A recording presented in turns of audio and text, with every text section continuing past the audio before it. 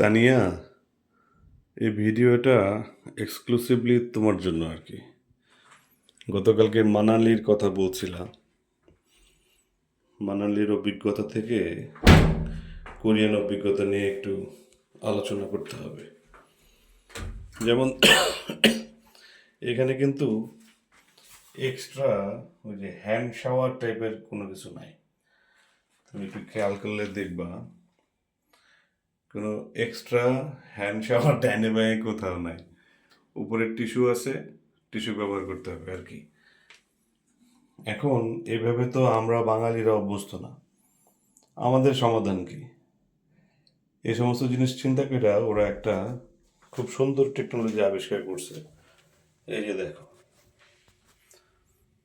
এটা একটা electrical controller. বাম দিকে স্টপ, তারপরে লেখা আছে ক্লিনজিং, তারপর বাইরেট, ড্রাই, ইত্যাদি ইত্যাদি। আবার ওই কোনা দিয়ে আছে নজল, প্লাস মাইনাস ইত্যাদি ইত্যাদি। এখন এই বাথরুমের কমোডের ভেতরে একটা সেটিং আছে, দেখো এখানে। এই যে এটা দিয়ে পানি আসে। আর এখানে এই স্প্রিংকলারে টাচ করতে হয়, করলে পরে এখান থেকে পানি বের হয়।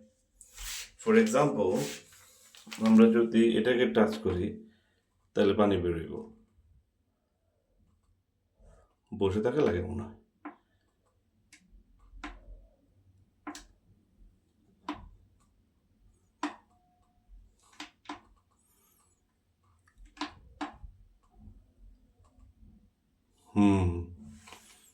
ওই যে সিট উপরে উঠে আছে, এই জন্য এটা হচ্ছে না।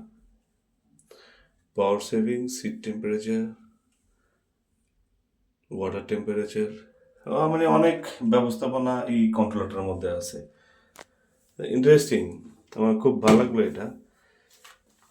কোম্পানির নাম হচ্ছে ডেলিমবাথ। মানে তোমার ওই পয় নিষ্কাশনের পরে ক্লিনজিং বিষয়গুলা এখানে অত্যাধুনিক পদ্ধতিতে করা।